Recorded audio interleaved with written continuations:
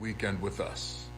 This weekend, we remember and honor the men and women who died in our country's uniform and those they left behind. Brothers, sisters, husbands, wives, heroes, whose families and loved ones paid the ultimate price. That's why it is my pleasure to introduce fellow United States Marine and fellow anti-war activist Brownie Carson to begin our program today with a moment of silence.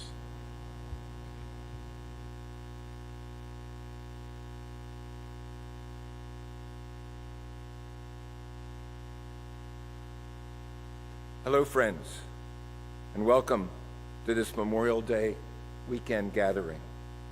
Thank you for taking time to be here. Before beginning, let us pause for just a moment of silence to honor our veterans, especially those who made the ultimate sacrifice.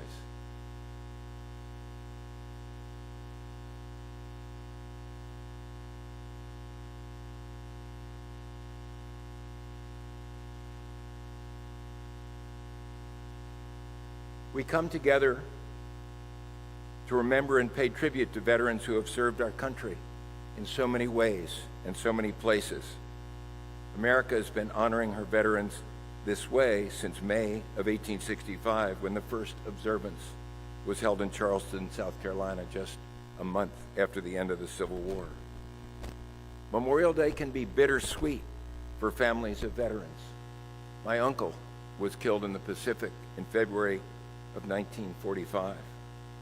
Throughout her life, my mother talked about what a wonderful brother he had been, and also wondered what he might have done to make this world a better place had he lived through that war.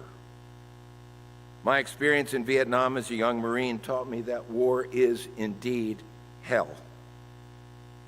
I recovered from my wound thanks to exceptional care in the Guam and Bethesda Naval Hospitals. But 58,000 young Americans, men and women, did not.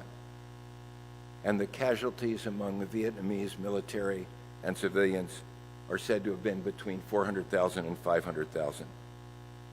Did we make the world a better or safer place by fighting the Vietnam War? No, absolutely not. Did the Iraq War make the world a safer place? No. Did 20 years of bloodshed in Afghanistan create a safer United States or a more secure Middle East? No. What about the Iran war? No. And we have created greater instability and hardship across the globe, including here at home.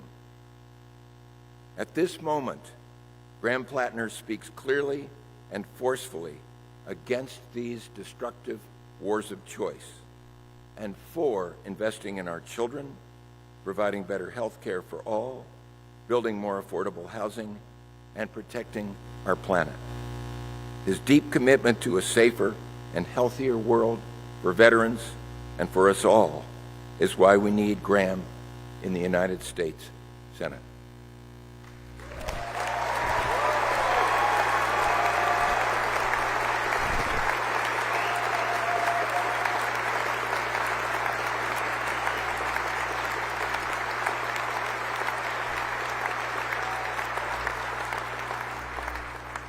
It gives me pleasure to introduce our next speaker, Erin Oberson.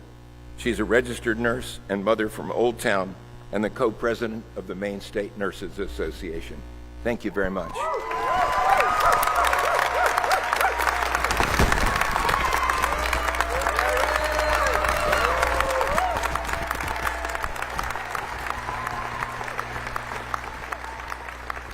Good afternoon. I'd like to take a moment and thank Senator Bernie Sanders for inviting us all here to support these two incredible candidates, Graham Platner and Troy Jackson. My name is Erin Oberson, and as of this month, I've been a nurse for 25 years, and I'm co-president of the Maine State Nurses Association and member of National Nurses United, the largest union of registered nurses in the country. As union nurses, we are doing everything in our power to fight to take back our democracy from the billionaire class. Which is why we stand alongside Graham Platner and Troy Jackson. We need Graham and Troy to win because we need public officials that actually represent the needs of the working people, not the rich.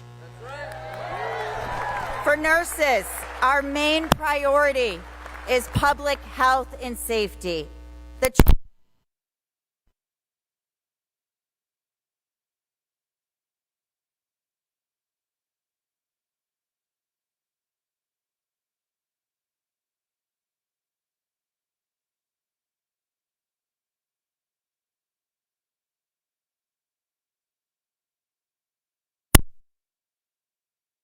Health and safety. When the U.S. military sends our soldiers overseas, our VA nurses have to put them back together with less and less resources. This administration continues to cut VA staffing. They stripped VA nurses of their collective bargaining rights, and our veterans' care suffers. That is a threat to public health and safety. Bombing schools and hospitals in Gaza will not make us safer, but it will enrich the weapons manufacturers. We can and must stop the endless stream of funds for violence and instead invest in care here at home and around the world. No more wounded veterans, no more endless wars. NNU is also proud to endorse the future governor of Maine, Troy Jackson.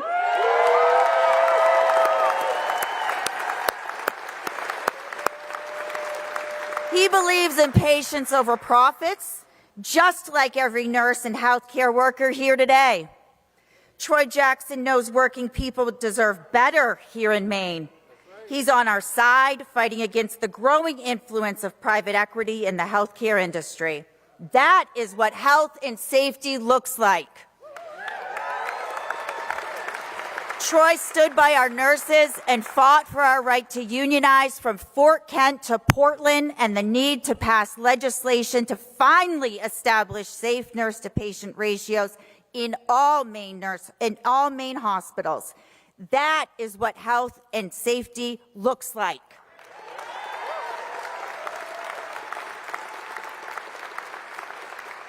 Troy is a man of his word, and he will continue to fight for the working people of Maine once he becomes governor of our state. Thank you to both candidates for your commitment to nurses and the working class. The fight against the oligarchy continues with nurses by your side. Thank you very much.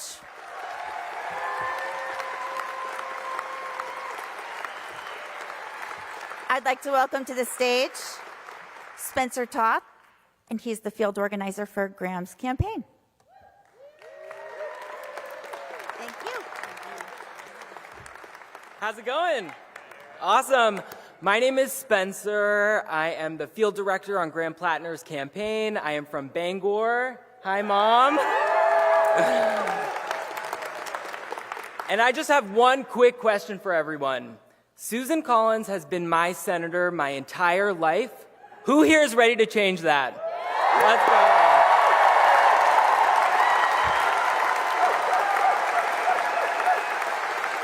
Hell yeah. Okay. Now I need everyone who just clapped to bring out your phones right now. I'm serious. All right, I see them. And I need everyone to go to grahamforsenate.com/support. Click that volunteer button. I see you're laughing. I'm serious. grahamforsenate.com/support. The election is in 17 days. If we truly want to make sure that Graham Platner is our next U.S. Senator for Maine and Troy Jackson is our next governor, we need to make sure we talk to our neighbors, make sure everyone knows how to make a plan to vote, knows where their early voting site is, which has already started, and wherever you live, if you drove down from the county, if you live in Orono, if you drove up from York County, there is a team of volunteers, many of them in this room today, who are ready to welcome you, train you, and give you the community and support you need to go and talk to your neighbors and win this election.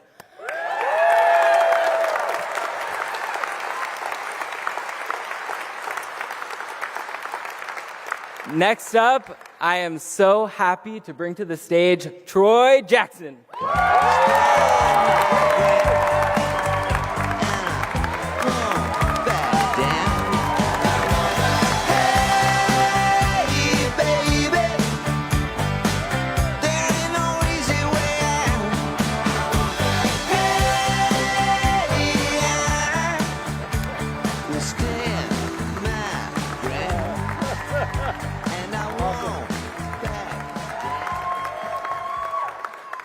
So we ready to get this party started? Well, good evening, brothers and sisters. It's truly, truly an honor to be with you here tonight in Orono and share the stage with some incredible people and great friends. My name is Troy Jackson. I'm a fifth-generation logger from Allagash, a card-carrying union member, and the former president of the Maine Senate. And I'm running for governor because the status quo doesn't work for Mainers. I've watched power and influence hold back the people, the communities I cared about my entire life. So when I was a kid, my father, who's here tonight, used to take me with him in the woods from time to time. And I still remember when he took me to a strike at a place called the High Landing when I was just a young feller. You know, and I didn't understand wealth inequality or power dynamics. I just saw 90 or more men blowing off steam, waiting for the landowner to come. They weren't even asking for a raise. They were just asking to hold on to what little they were making at the time. But when the large landowner showed up, a billionaire by the name of Jim Irvin, he didn't try and calm the situation. He just got out of the car and said, if you don't go back to work for what I'm paying you, I'm going to replace you all tomorrow with Canadians. And in my area, that is a big deal. You know, Canadians are great people. That's my ancestry. But because of the exchange rate, the national health care system, and the subsidized equipment, they've always been able to work in our industry for less money. And we've been used against each other my whole life. So as an 11-year-old, I'd never seen anything like that. You know, first the men got angry and desperate, and when they realized it was hopeless, they got quiet. The landowner had won, and that was it. And I could see in the face of my father the desperation that comes from having your dignity stolen. And ever since that day, my father told me not to go to work in the woods. He didn't want that life for me. But I was an idiot. And at first, things were okay. But when we started having kids, it became really challenging. And I had to chase jobs all around the state of Maine. And then in 1998, everything really came to a head for me. You know, the exchange rate went to 55 cents on the dollar, and loggers couldn't find work in their own backyard as corporations broke the law to hire Canadians who were cheaper. So a group of us got together, and we spent months trying to get the attention of politicians like Governor King, Senator Snow, and Senator Collins. But they had no interest. So 100 of us had this one final meeting in Fort Kent, and a man named Hilton Hafford stood up and said, I'm tired of this. I'm done with this. I'm going to go to the border Monday morning and stage a protest. How many of you are with me? And everyone in the room got excited. Everyone said yes. But I remember thinking, no one is going to show up. I've seen this play out before, and I'm not going to go. And days later, around 4 o'clock Sunday afternoon, the phone rang, and it was Hilton. He said, Troy, we're going to the border tomorrow morning. Are you with us? And as we talked, I remember thinking, you know, Troy, you're 29 years old. You're separated from your wife and kids, living with your mother. You're working yourself to the bone and still can't make ends meet. Something has to change. And just like that, it clicked for me. And I said, yeah, Hilton, I'll go. And when I got off the phone, my mother asked me what was going on because she didn't want me to go. She told me they'd make an example out of me, that I would struggle to find work afterward. I might get arrested or I might get hurt. And I knew she was right, but I told her the truth. I said, Mother, if I don't go, I'm not going to be able to live with myself. So the next morning, I get up at 2 a.m. and drove 65 miles in the woods, the Quebec border, St. Pamphile. And you remember the 100 men who volunteered? Well, only 15 of us showed up. And I remember thinking, well, this is depressing. But I figured 15 is better than 1. So we parked our pickups across the road and we blocked the border. And we weren't letting any workers in and we weren't letting any wood out. And around 9 a.m., we got word from the customs that all of a sudden, King and Collins wanted to meet us in Augusta.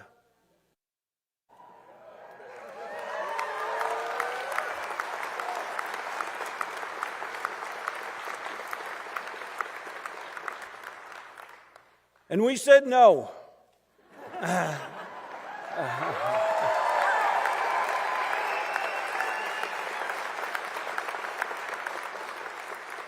If you really want to talk to us, you can meet us up here at the border. Of course, they never took that opportunity, but by the end of the week, the 15 of us had 3 borders blocked. And we finally met with the politicians that weekend. And they told us they didn't understand that we needed a cooling off period. And we told them, just enforce the damn law. And when we returned to the border on Monday, the landowners had us arrested. I was marched out of the woods, and the billionaire landowners thought they'd won. But I was just getting started.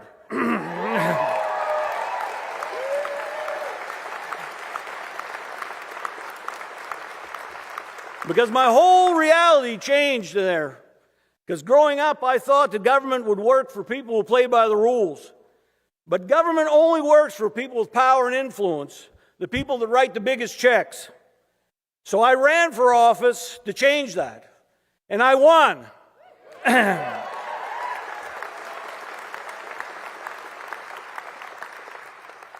And I learned fast that that same power that I felt in the woods was alive and well in Augusta. Lobbyists could walk into any office and kill a bill that we had built a coalition for and that working people needed. So I kept fighting. I ran for the Senate. I built a majority. And as Senate President, we made school meals free. We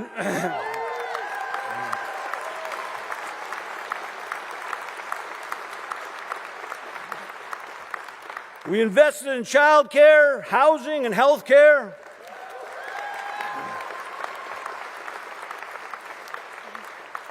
And just a week or so ago, it finally came out, but we passed paid family medical leave.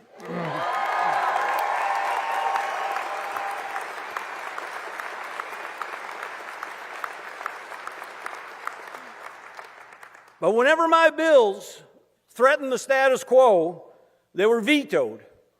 Collective bargaining, banning the spraying of Roundup from helicopters, capping prescription drug costs, all these things that would have been good for Mainers died because power and influence had more to gain.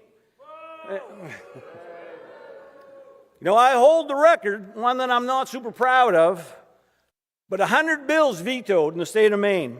That's the most in the history of the state.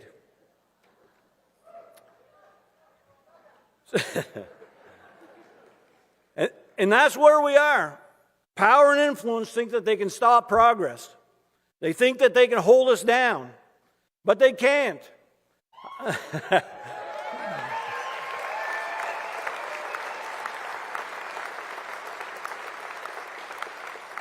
I'm running for governor because we're going to pass those goddamn bills, and when we do,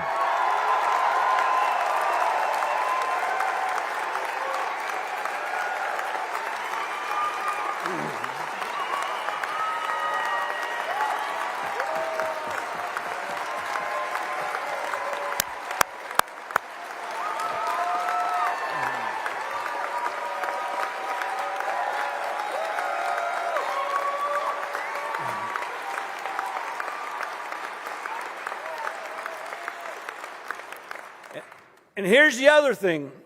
When we do pass them, we're going to enforce them. And we're going to have a government that works for us, not just for them. Because, ladies and gentlemen, brothers and sisters, they are going to be fine. They have always been fine, and they always will be fine. I'm not worried about them. I'm fighting for us. And my only special interest is you. Look, I'm running for governor because we've been robbed of so many things in this world by the people who control it. But there's never been a greater robbery than that of our time. It's something that we can never get back. You know, like I said in the audience tonight, my father, first time, my mother, my stepfather. You know, I think about my sons. I think about my wife. I think about tonight in this audience, my granddaughter, who hasn't been born yet, is here with me, even though I haven't met her yet. And those things to me are everything in this world. You know, the time that we have with our parents, our children, our loved ones is limited. It's finite. The time that we have to fulfill our dreams, live up to our goals, and bring about the change that we know Mainers deserve is slipping away before us. And what little time we have is being stolen by an oligarchy who see our lives, who see us as nothing more than a commodity, an opportunity to monetize.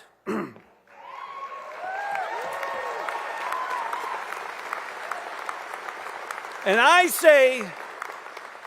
say, we can't afford to wait any longer. Our time is now.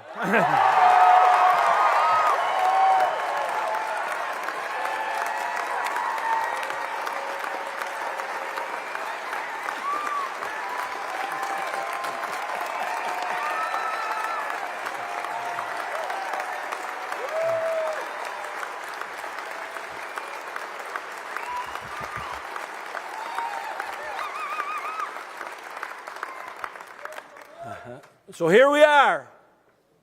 Tonight, I'm asking for your support on June 9th. I'm asking you to place your faith and your trust in a fifth-generation logger from Allagash who spent his life trying to build a state worthy of the people who call it home. Because this isn't a campaign, it's a movement. And together, side by side, we are going to win that Blaine House, and we're going to win the Senate with Graham Platner.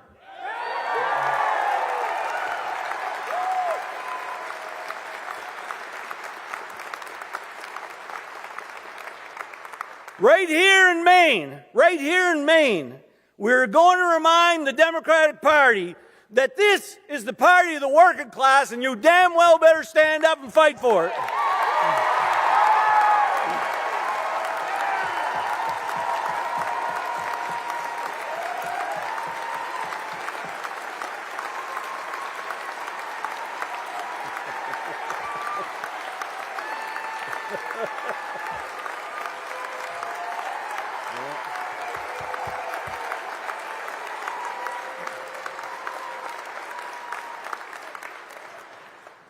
Together, we will stand up to Donald Trump and his sycophants in D.C.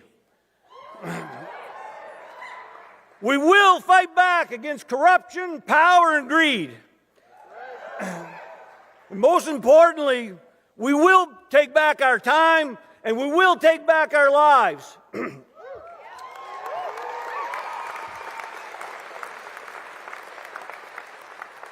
Look, we're not from the left. We're not from the right. We're from the bottom. And we are rising.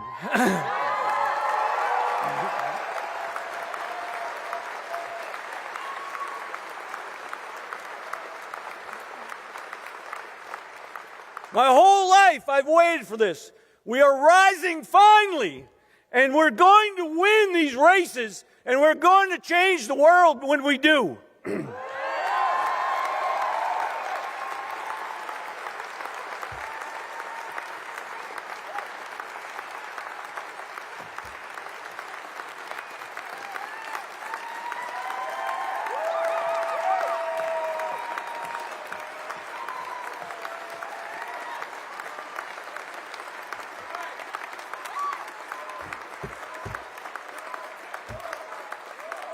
So,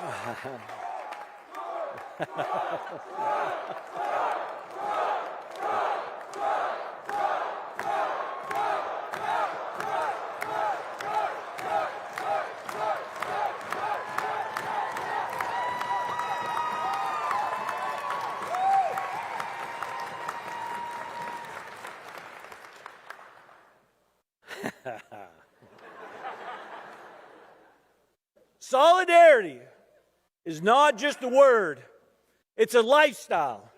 And that is what we're going to do in this race, these races.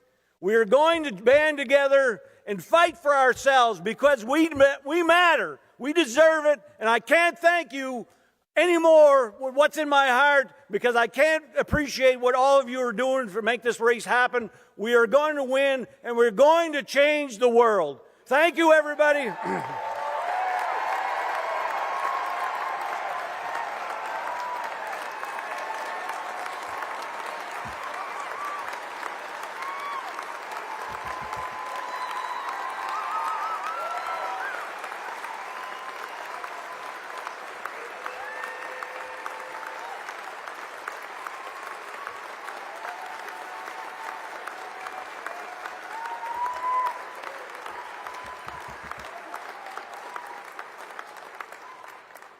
Okay, now I have the distinct honor of introducing someone I've gotten to know over the last year. You know, politics is a blood sport, and for too long the Republicans have been playing it better than we have. Now we have someone that understands how to fight back and how to step up for working class people across this state. And that's why I'm so honored to have endorsed him. That's why I'm so honored to be here with him tonight. It is my honor to introduce your next United States Senator, Graham Platner.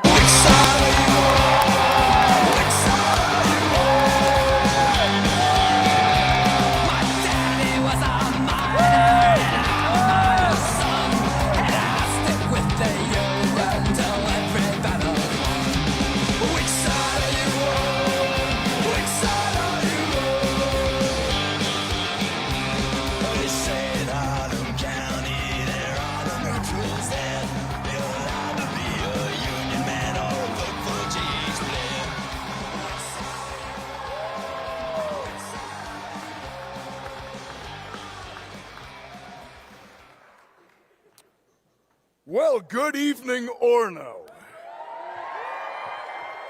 I was excited, but I gotta say the energy in this room is palpable. Thank you, Troy, for your kind words.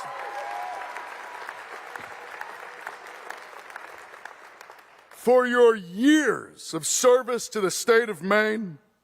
Much like Senator Sanders, Troy Jackson has been a steadfast champion for the working class for a long time.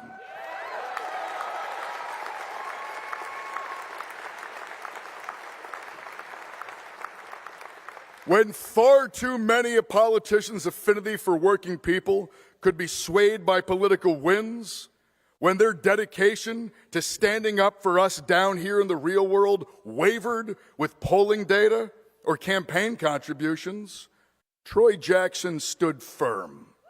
A lawyer from Allagash with a single-minded focus in improving the lives of working Mainers.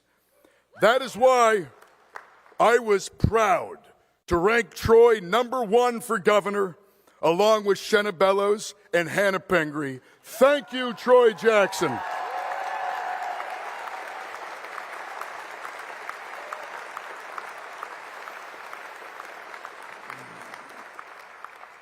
I voted early because my schedule is crazy these days. Now, last time I shared a stage with Senator Sanders, it was 13 days after we launched the campaign. It felt surreal then, and I'll tell you the truth, it feels very surreal still. Until 9 months ago, being harbor master of Sullivan, Maine was what I thought would be the extent of my political career. Today, I am deeply humbled to say that together, we have built a movement.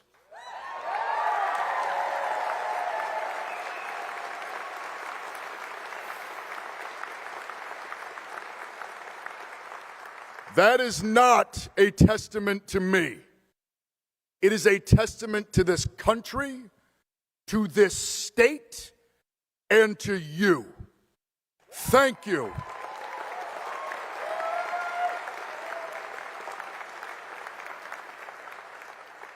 Now, I am a son of rural Maine. I'm the 9-year-old raking blueberries in the July sun. I'm the teenager who was kicked out of boarding school because my resentment for institutional power existed long before the politics that matched it.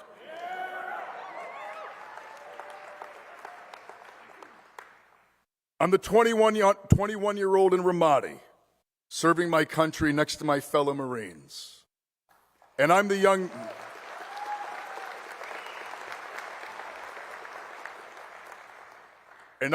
man who came back with the weight of the forever wars and the alienation and the darkness that came with it. And I am the man who found my way home.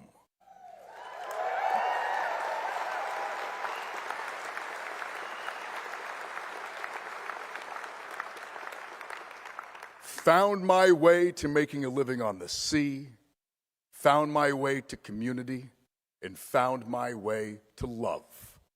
This state raised me,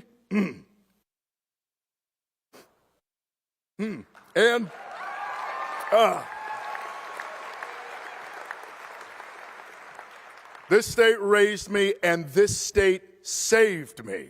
Let me tell you, I love the state of Maine.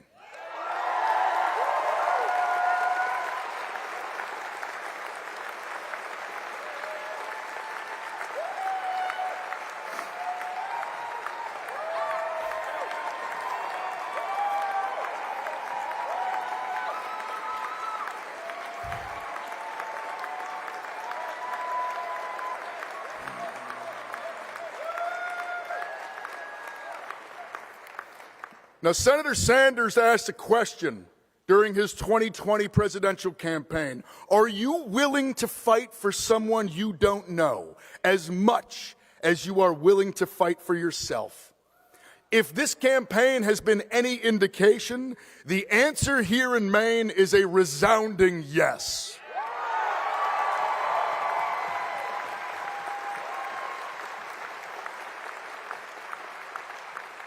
As we have crisscrossed this state, under the snowfall in Madawaska, at shift change at the mill, as the sun rises down east or as it sets in Rangeley, at the boat launch, steps from my front door or in the high school gymnasium 200 miles away, I have heard from Mainers. I have heard from seniors scared that future generations will never have the same opportunities they did to buy a house in the place that they love, to send their kids to well-funded public schools, who watch in horror as their grandchildren have to hold on so tight with the fear that if they don't, everything will be ripped away. And I've heard from students who fear not only for themselves, but for their parents and their grandparents, the people who gave them everything and whose Social Security checks get smaller each month as everything else gets more expensive.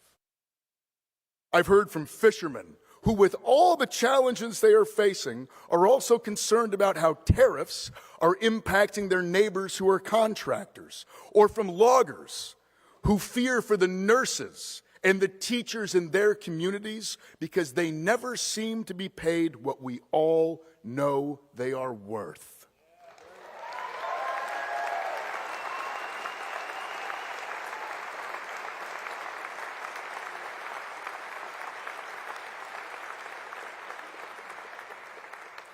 Here in Maine, we are ready to fight as hard for the people we do not know as we are for the ones that we do. It is who we are and who we always will be as Mainers.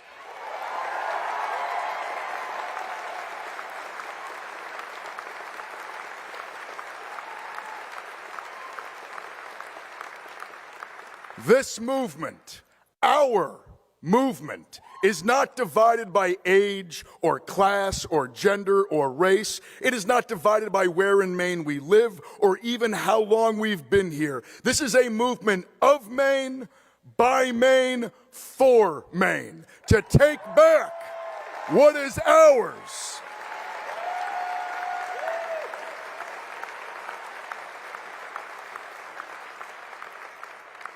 Because for decades, they have taken from us, piece by piece, store by store, hospital by hospital, home by home, they have taken. They took so much, they began to think that we didn't even exist at all. But they don't know Maine.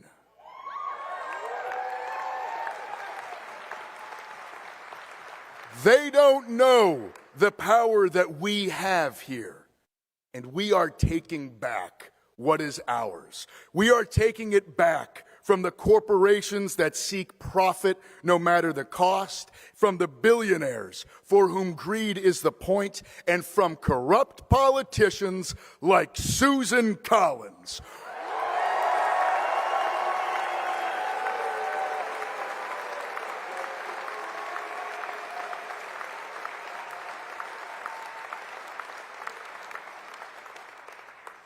Politicians who have sold us out. Now, there's a word I want to use to describe what we're fighting. I keep hearing from the pundit class or the news media that people up here don't know what it means. So before I use it, I just want to make sure, by a show of hands, does anybody know the word oligarchy? That's what I thought. Turns out it's not that complicated. We know the word because we feel the consequences of it in our bones. We will not just fight the oligarchy, we will defeat the oligarchy and the political system that it maintains.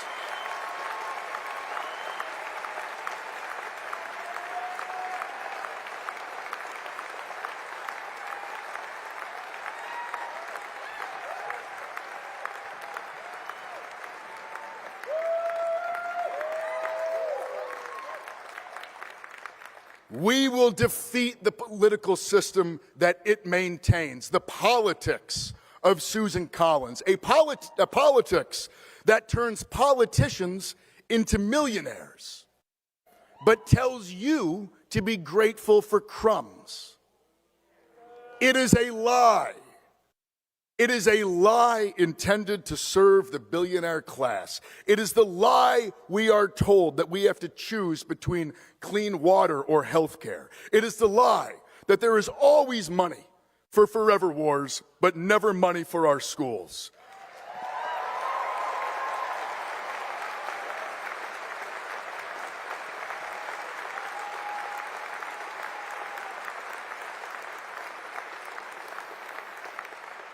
That there's always enough to blow up someone else's children, but never enough to feed our own.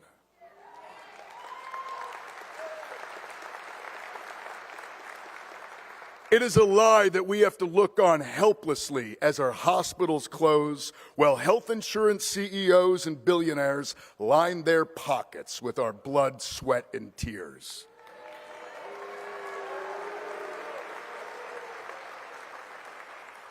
And it is a lie that we are powerless to change the world around us.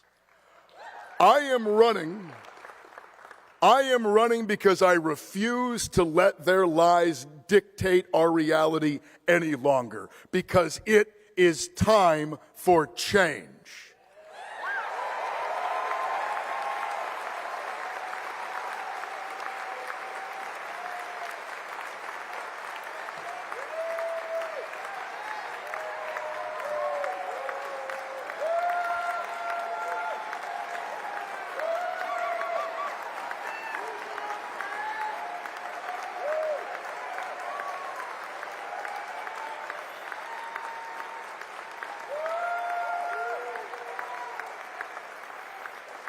I believe that in our country, the voices of working people are far more important than the voices of those who simply have money. I believe that we should not be settling for scraps that they throw to us from the table where they dine with the Epstein class.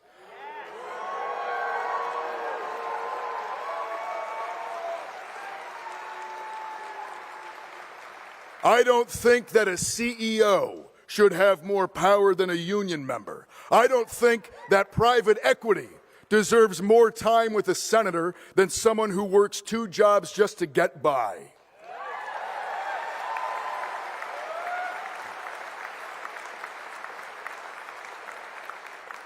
We are in the straits we are today because that is exactly what has happened. But the world that we live in is not how it has to be. We can have a healthcare system that is not just another mechanism of extracting wealth out of working Americans, but a guarantee of safety and health for all.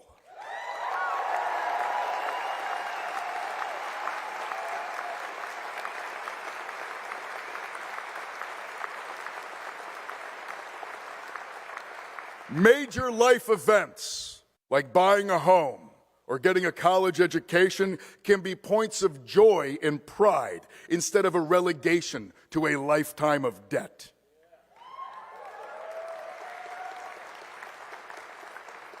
Our taxpayer dollars can build schools and hospitals in America and not bombs to destroy them in Gaza and Iran.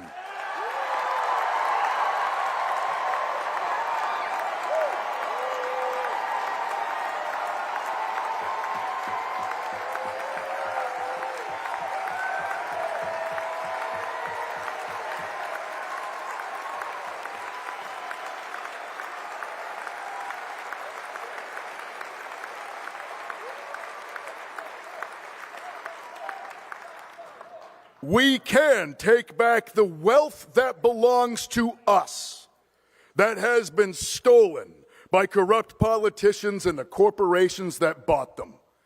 We can use the power of government to usher in a golden age for unions and workers.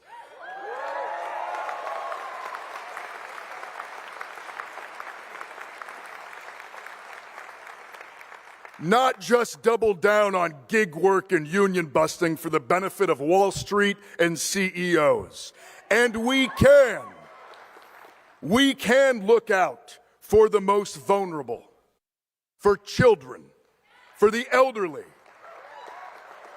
where we lift each other up, whether we are starting a business or starting a family or going to college or buying a home, where we empower workers to fight for fair pay and fair conditions, and where we reap the profits of our hard work.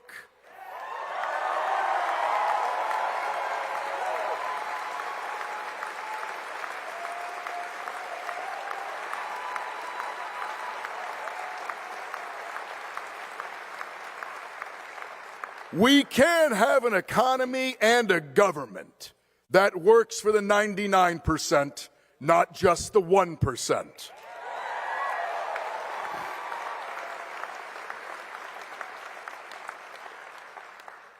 But we will not get any of this with speeches alone, or with any one politician alone. No one is coming to save us. We need one thing, something the man speaking after me has been fighting for 60 years.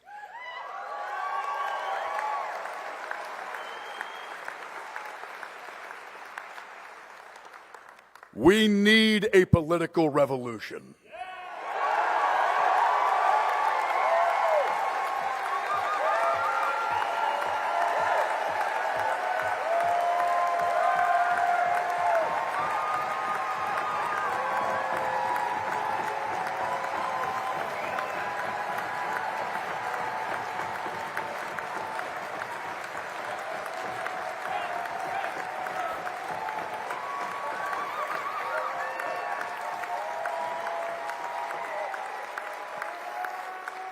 It is thousands of people across Maine, millions of people across America acting together, creating a movement so powerful that money can't fight it. It is all of us doing what Spencer just asked us to do. It is taking precious time out of our week after week, and doing something that isn't complicated, but is hard. Talking to our neighbors at their doors, overcoming our differences and bringing them into our fight.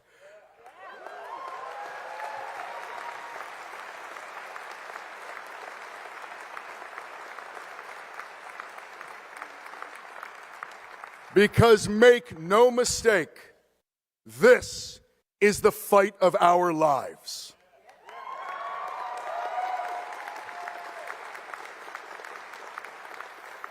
Now, I'd like to end this speech the exact same way I did those many months ago when I first had the honor of joining Senator Sanders on stage. When we beat back fascism, when we defend our democracy and our freedom, let it be a different kind of freedom, not merely a romantic freedom, not merely a freedom that's solely about the defense of an infringement upon our rights, but a freedom that is material. A freedom to not be condemned to scraps and struggle, but to live with the dignity and fulfillment that gives us the society we deserve, where instead of dreaming of a life where we can get by, we can afford a life that allows us to dream.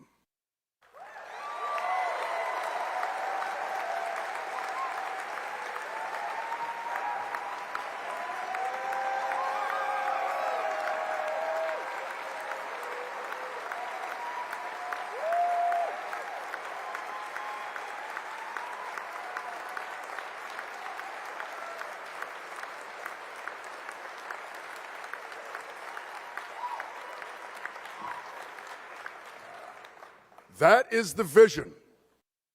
This is the opportunity before us. We will win the primary.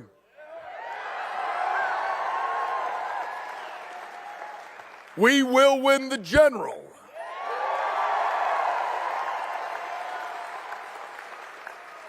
And we will show this country the way forward, because as Maine goes, so goes the nation. It is...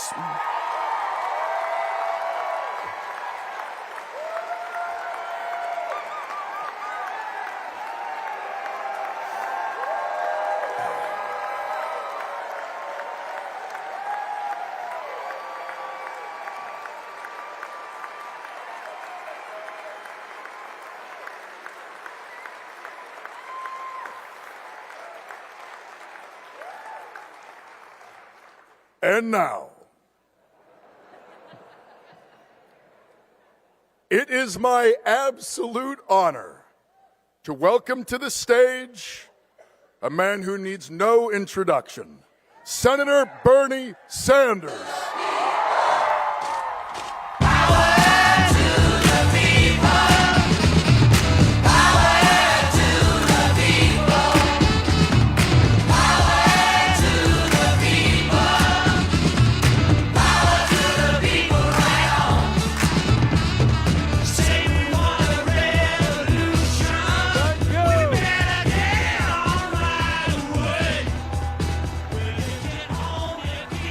Thank you, Orlo.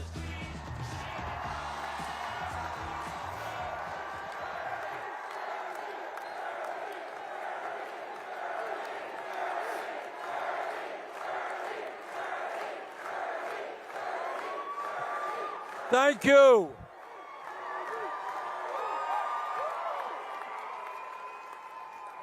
This is a great turnout. Thank you all for coming out. And let me begin by saying this is not about Bernie. It's not even about Troy or Graham. It is about every person in this room. Because I can't do what has to be done. Graham can't do it. Troy can't do it. the only way we're going to bring about the changes that this country needs is when all of us stand together and fight back.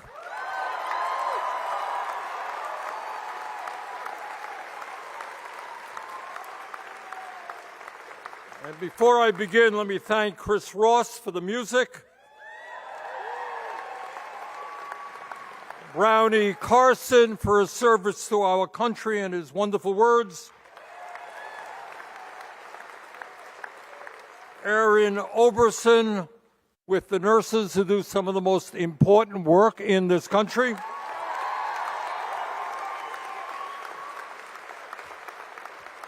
and let me thank Troy and Graham for their remarks. And again, thank all of you for coming out this evening to make sure that Graham Platner is the next United States Senator from Maine.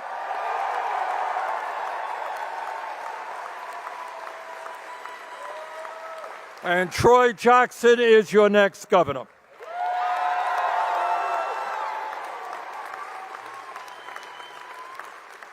As it happens, this is, I think, the 40th Fight Oligarchy event that we have done.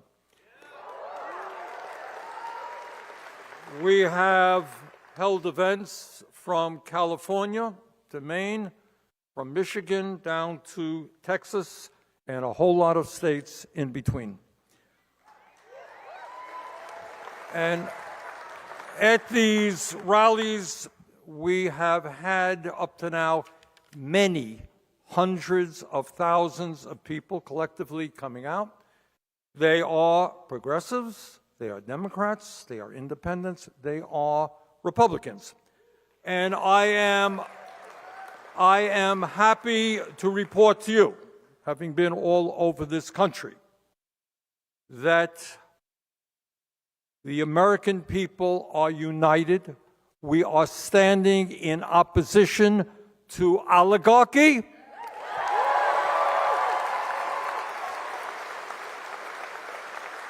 We are going to defeat authoritarianism.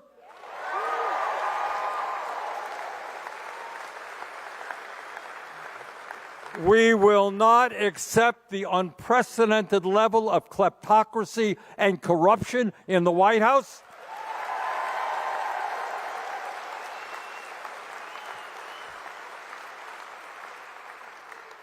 We are rejecting the vicious attacks against the working class of this country.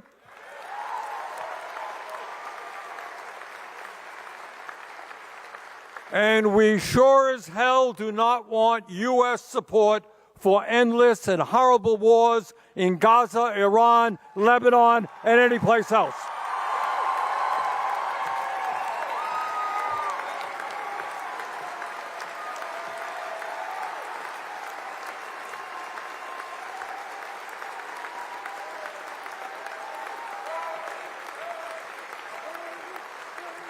Whether you are a conservative Republican or a progressive, you understand that it is absurd to spend billions of dollars killing people, innocent people abroad. Let's invest and rebuild America.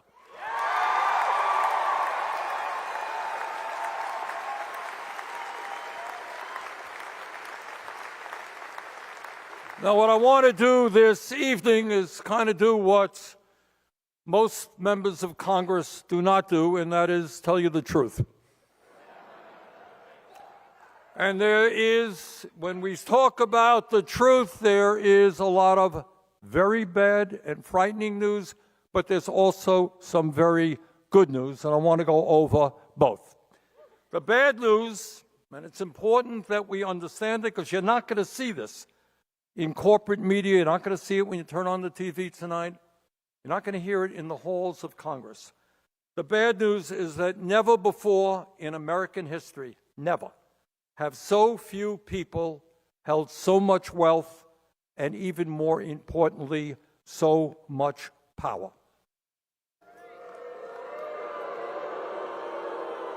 And it's important to know, when we were in school, we learned about the Gilded Age. Remember that? Rockefellers and Carnegies and the Astors, the robber barons. You know, we learned about these guys were incredibly wealthy and incredibly powerful.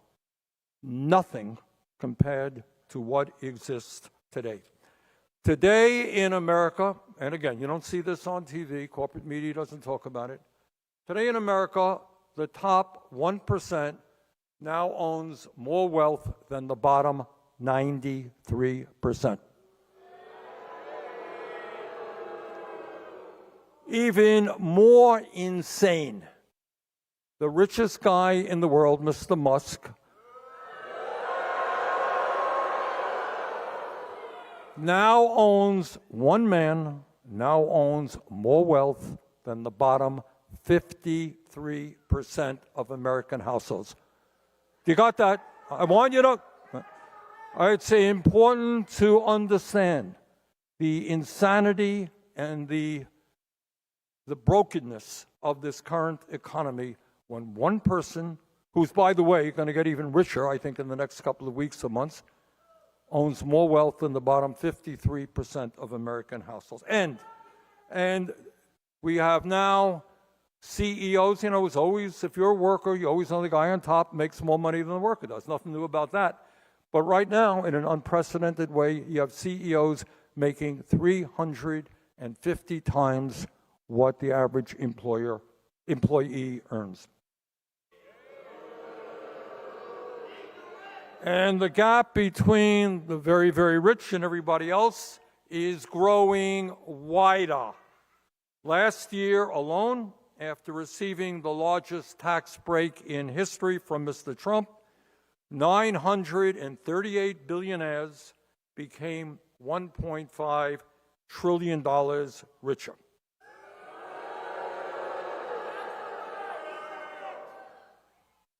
And it's important to understand that as bad as the situation is now, it has been going on for decades. According to the Rand Corporation, not exactly a socialist operation, over the last 50 years, there has been a $79 trillion redistribution of wealth from the bottom 90% to the top 1%.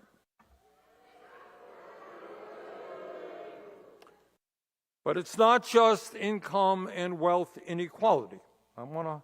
It's not just the fact that so few have so much wealth and so many people have so little. We have never had more concentration of ownership than exists today. Today, a handful of giant corporations dominate sector after sector of our economy, whether it's agriculture, transportation, energy, financial services, artificial intelligence, you name it. And as a result of that concentration of ownership and monopolistic practices, we pay far higher prices than we should. And importantly, when we talk about concentration of ownership, we have got to focus on the media. Now, why is media so important? It's not what Trump calls fake news. A reporter writes a bad story about him and he gets all upset about it.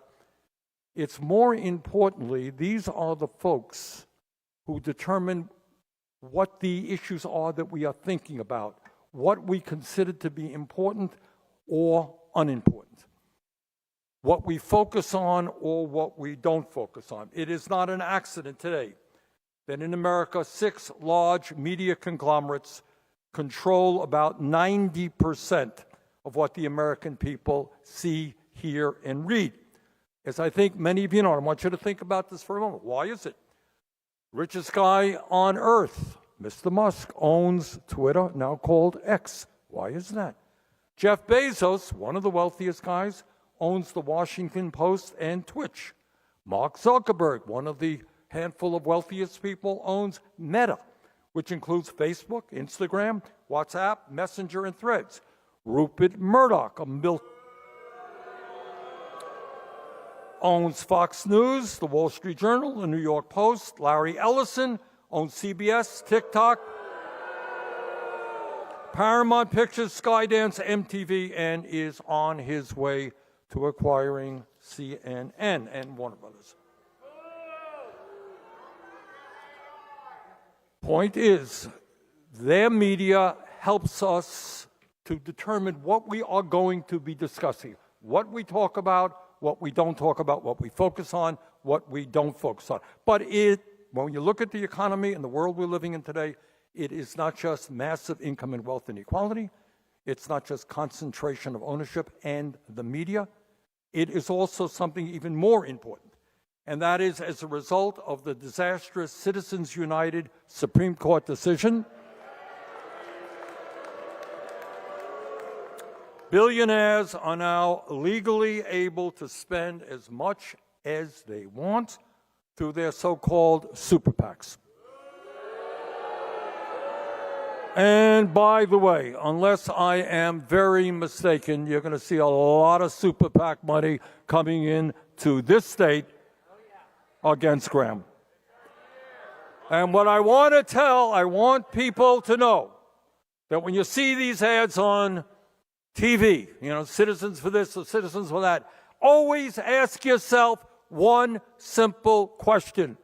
Who is funding those ads, and what do they want, and why do they want to defeat people like Graham?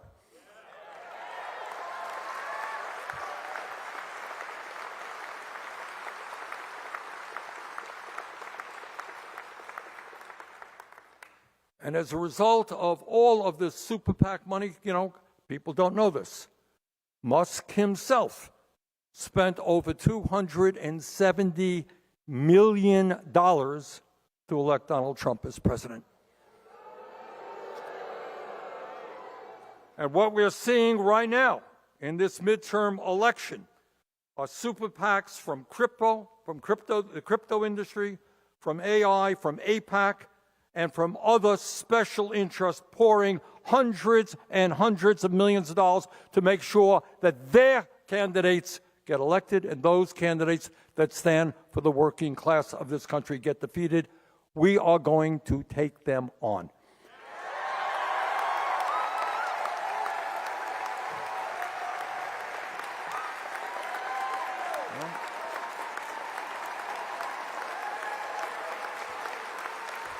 I got to tell you,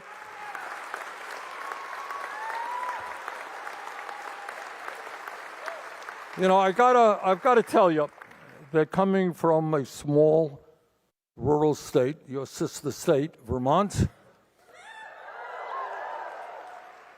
that I really love democracy. I really do, and I'll tell you why. I've been running many races. I think it's fantastic that people get up and say, I want to run for office. I don't give a damn what their views are. All right, you disagree with me? Fine. Go to the people and tell you why I'm wrong. We'll have that debate. We'll have that discussion. People are going to be thinking about it. People are going to get involved in the process. Young people say, I want to run for office. That is a fantastic system. But brothers and sisters, it's not only Trump that is trying to undermine American democracy. It is all of these billionaires and their super PACs who want to own and control the United States Congress. We cannot allow that to happen.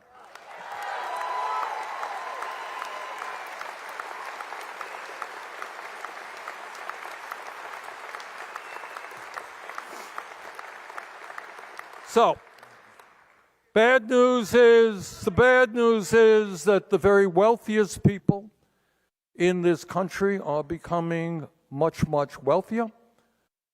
But there's another economic reality today as well. And that while the rich become richer, the vast majority of the American people, middle class, the working class, low-income people, are going nowhere in a hurry. Despite, I want you to hear this because it's not talked about very often, despite an explosion in technology and a huge increase in worker productivity over the last many decades, the average American worker is making less today than he or she did over 53 years ago after adjusting for inflation.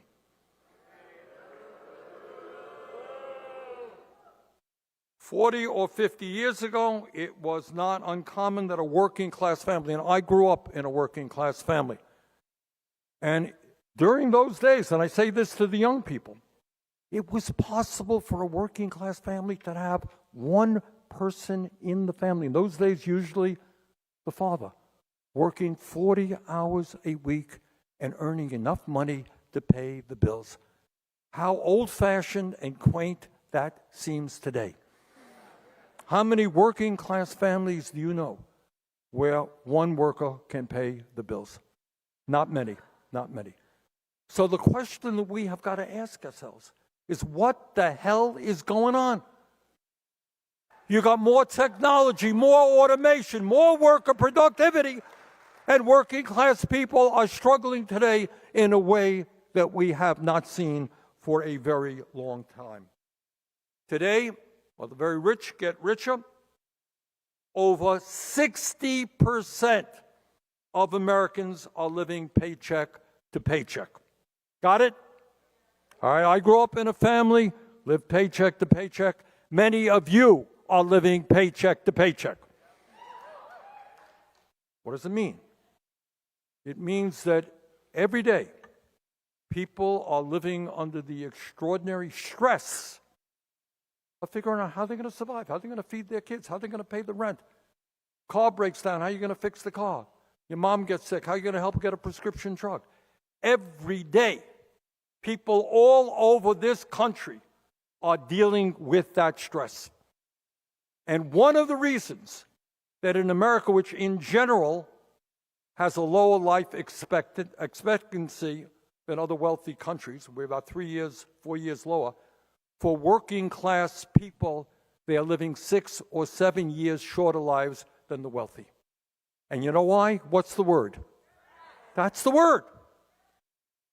Struggle for survival, putting food on the table, worrying about how you survive, eats you up physically and eats you up mentally.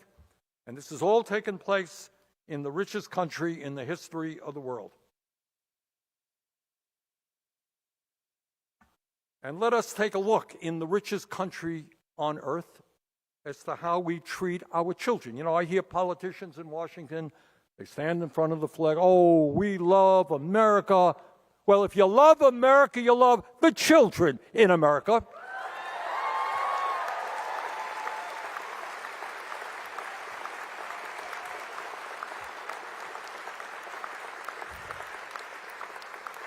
Because the children, of course, are the future of our countries. How do we treat the children? I don't mean to be facetious when I say this. The good news is that of the 36 countries that the United Nations examined in terms of childhood poverty, the United States was not last. We were 35th. We were ahead of Uruguay. Can you believe that in the richest country in the world, where the people on top have never had it so good, we rank 35th out of 36 major countries in terms of childhood poverty? But it's not just childhood poverty. Every psychologist in the world will tell you that the years 0 through 4 are the most important for intellectual and emotional growth for a human being, right? Well, then by definition, if we're seeing working class families all over the country, mom has to work, dad has to work, then obviously we have a great child care system, right? Wrong. Child care system is broken, it's dysfunctional, it is unaffordable, and the workers who work with the kids are paid abysmal wages. Right now in America, our K through 12 schools are struggling, and higher education is unaffordable. It is not a radical idea to say that if a young person wants to go to college, that person should not have to go bankrupt or deeply in debt in order to afford a higher education.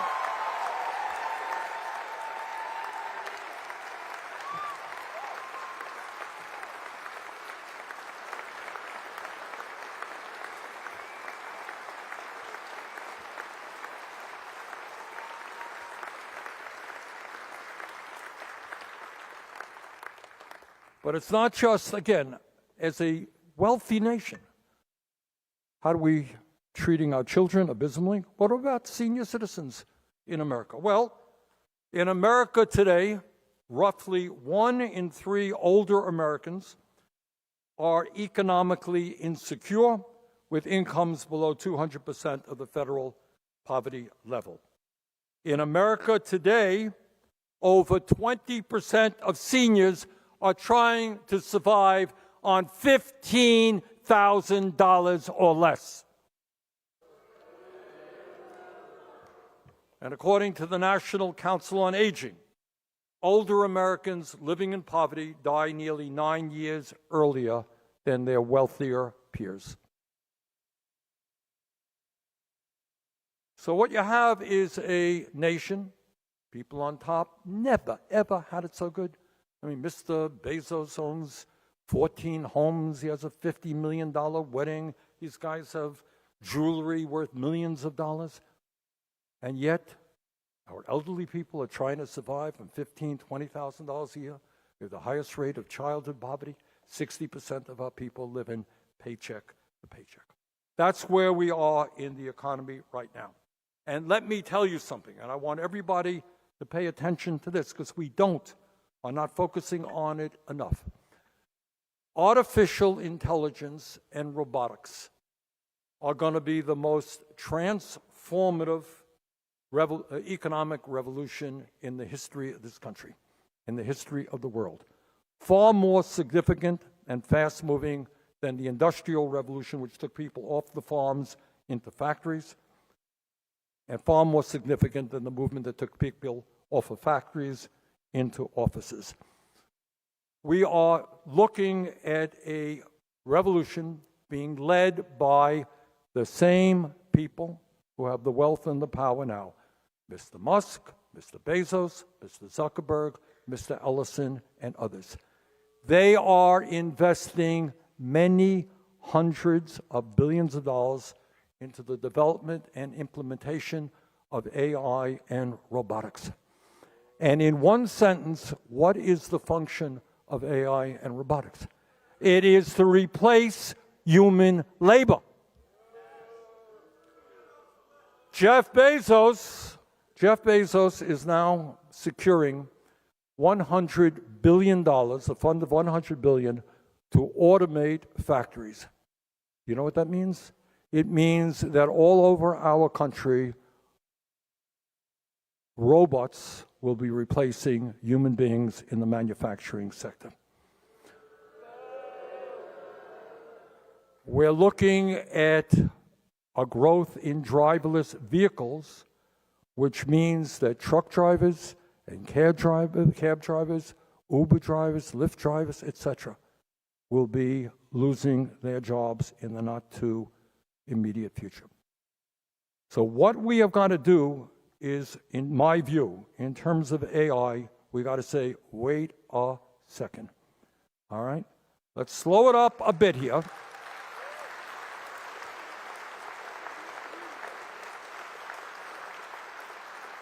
And let us make sure, it's not that AI is a bad thing unto itself. There are very positive things it can do. But what we have got to do is make sure that AI and robotics work for all of the people, not just the billionaires who are developing that technology.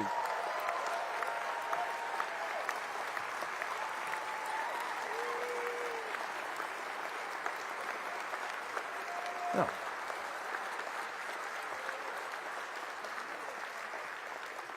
if AI and robotics, for example, can significantly reduce the work week in America, and yet make sure that workers receive better income than they do today, that's a good thing. But if AI and robotics throws workers out on the street with no recourse, that is not acceptable. If AI undermines our democracy by putting stuff on screens in which you cannot tell truth from fiction, that's a bad thing.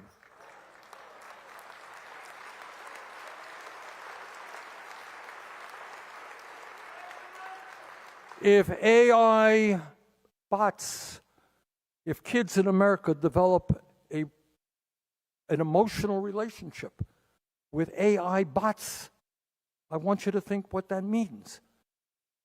It means that we are losing already in this country among the young people. We have a mental health crisis. Kids are lonelier and lonelier. I do not want the next generation to have as their friends AI bots. I want them to have other kids, other human beings as their friends.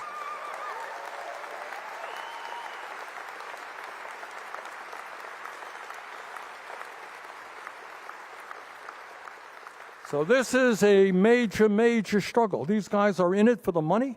They want more wealth and more power, and they do not care what happens to workers. Guy who runs Meta, Zuckerberg, laid off 10% of his own workforce last week. What the hell do you think he's going to do to other people's workforce?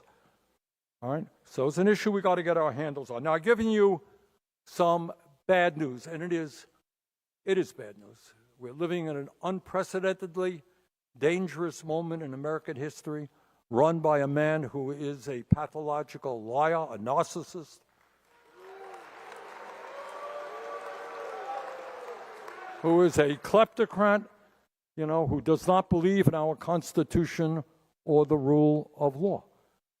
But the point is, anyone who goes to you and says, oh, the only problem is Trump, they're not telling you the truth. It is Trump, but it goes deeper than Trump. All right? We got to change the system.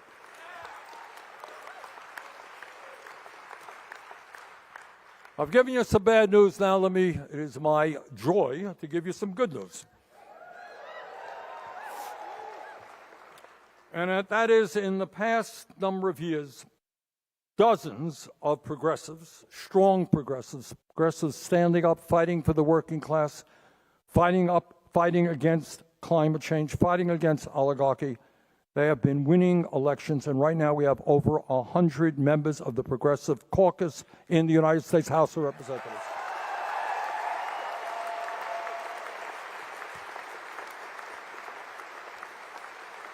I want to give you another piece of political, very good news, and I think it lays the groundwork for what we have got to do all over this country.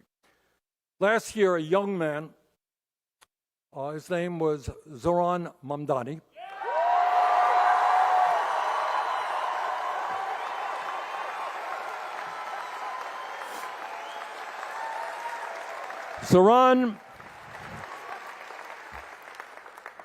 Zoran decided to run for mayor of New York City.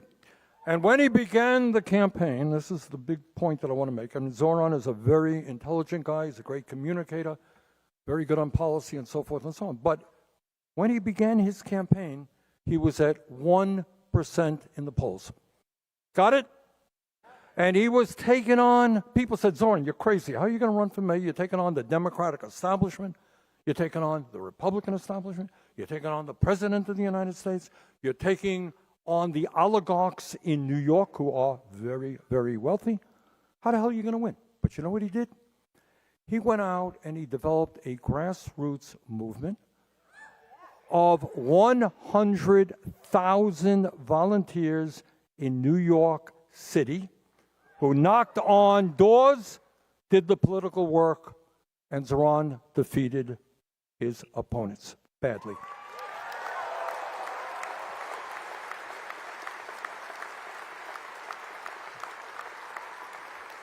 So the lesson there, and New York, I understand that Maine is not New York City, a little bit different.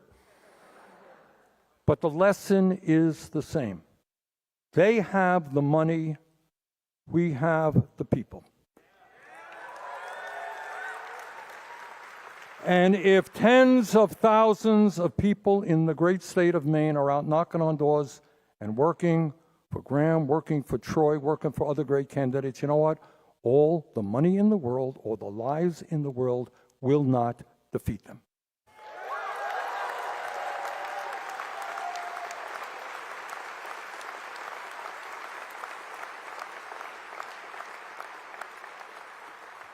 Here's some more good news. Out in the state of California, some of the trade unions decided that at a time when the billionaires in California are getting richer, while millions of men, women, and children are losing their health care because of Trump's disastrous policies, they decided to bring forth a ballot item calling for a tax, a wealth tax on billionaires.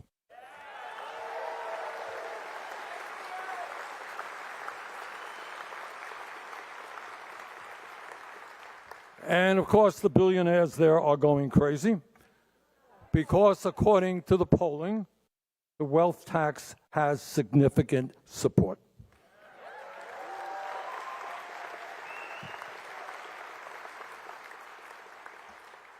And for good reason.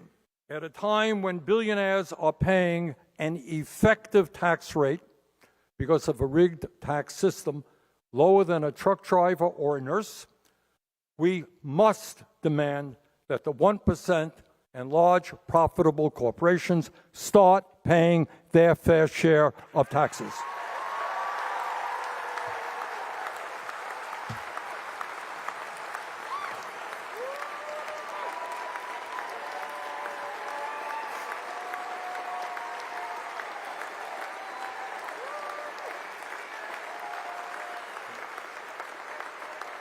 And I want to tell you, and that is why I introduced recently legislation to establish a 5% annual wealth tax on the 938 billionaires in America who collectively are worth more than $8 trillion.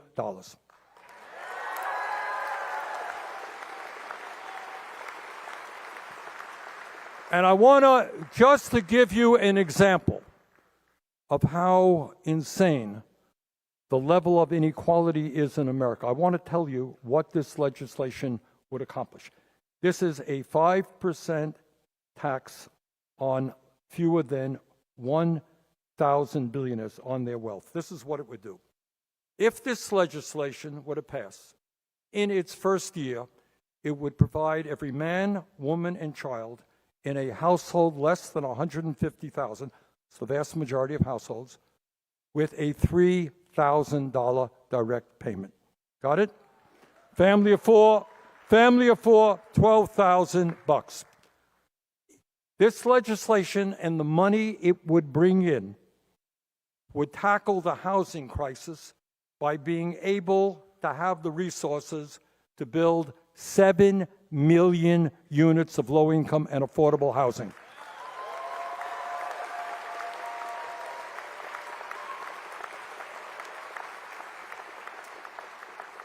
This tax on billionaires would expand Medicare to cover dental, vision, and hearing.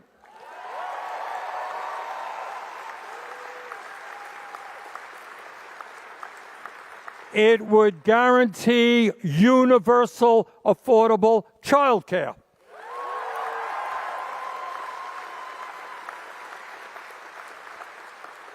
It would strengthen public education by ensuring that no teacher in America earns less than $60,000 a year.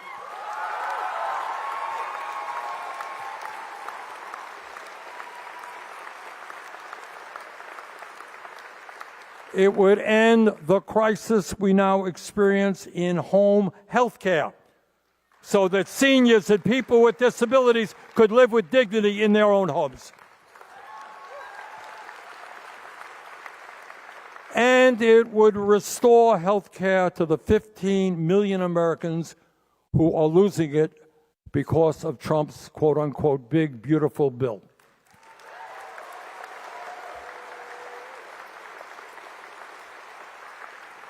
We can do all of that and more by a 5% annual tax on the wealth of billionaires. Now, my opponents, of which there are many, claim that this legislation is punitive and confiscatory. Oh, we're just picking on these poor billionaires. I mean, my God, how cruel can you be? But I want you to hear this. This just shows you how crazy the economy is today. If that bill were in effect this year, Elon Musk would pay $39 billion more in taxes. But here's the punchline. This confiscatory, terrible, drastic, radical piece of legislation would leave Musk with just $737 billion left to survive. Now, I know you're worried about him, but what do you think? Think he can make it on $737 billion? Yeah, maybe. You know, Jeff Bezos would owe about $14 billion more in taxes, but he would still have $265 billion to put a roof over his home. All right. Here, the point about that is just to show you that a 5% tax on wealth on less than 1,000 Americans, the richest people in this country, could transform our country and improve life for hundreds of millions of Americans.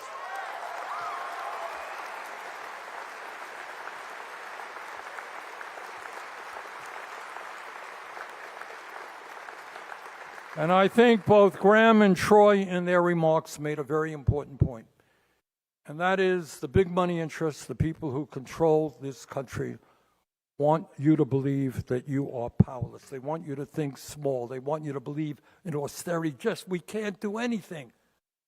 I just came back from Italy. I was in Italy last week. Italy is a lot poorer country than in America.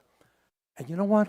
When you go to a hospital in Italy, you know what the bill is? A few miles north of us here in Maine or in Vermont is Canada.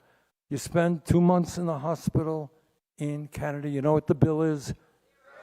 Yeah. And all of these countries, virtually every major country on earth, provides health care to every man, woman, and child as a human right.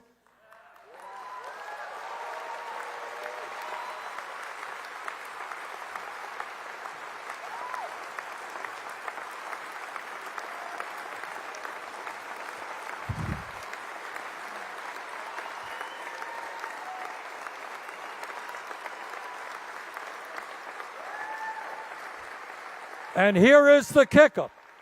Here is what is so crazy. They provide health care to all of their people at 50% of the cost per capita. The function of the American health care system is not to provide quality care to all in a cost-effective way. As you all know, the function of the American health care system is to make billions for the insurance companies and the drug companies.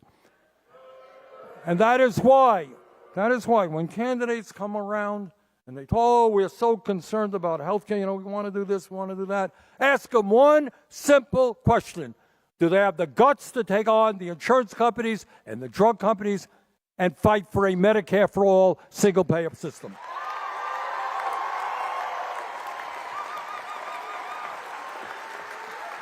Okay.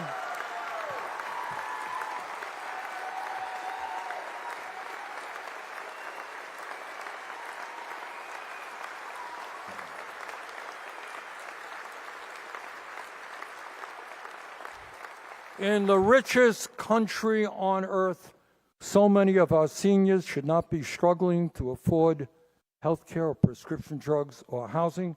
We can expand Medicare, we can expand Social Security and bring back traditional pension plans so that every senior in this country can retire with dignity.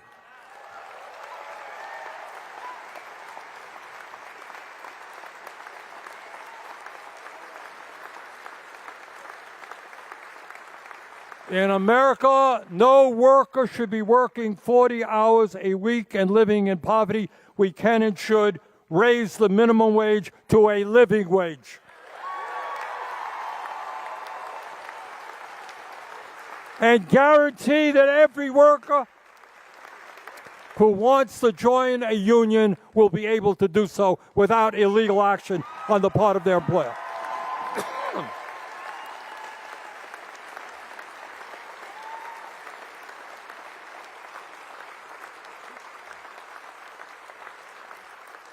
And instead of spending $1.5 trillion on the military for more and more endless wars, we can cut military spending, invest in housing, and the needs of the American people.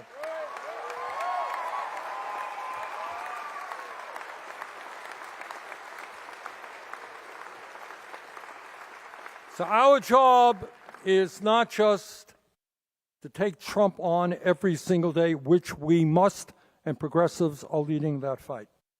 Our job is to bring forth an agenda and a plan for implementation that speaks to the needs of the working class of this country.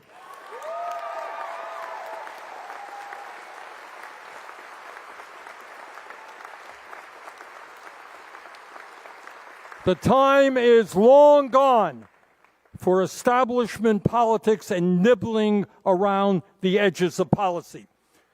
We need bold action now, which transforms this country so that all of our people can live with dignity and respect. What we're talking about is not radical. What is radical is when so few have so much.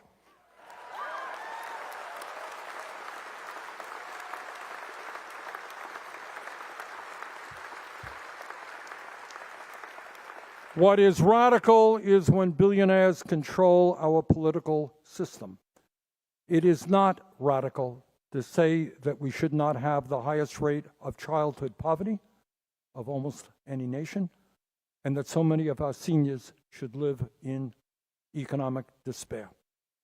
So, brothers and sisters, this is a pivotal moment in the history of our country, and the way America goes, so goes the world. And now is the time to think big, not small. Don't let them tell you that we cannot accomplish these goals. Nothing that I'm telling you tonight is radical. It's achievable. It can be done. And it will be done when we stand together and not let Trump and his friends divide us up based on the color of our skin or where we were born or the language that we speak.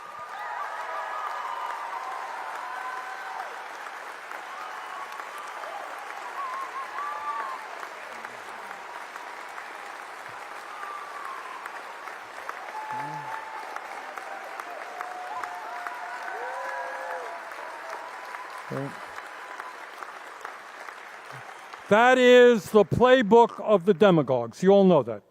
Not just Trump, demagogues throughout history. Divide people up. Our job is to bring people together and to tell the billionaires of this country we're coming after them. And we're going to create an economy and a government that works for all, not just the 1%. Thank you all very much.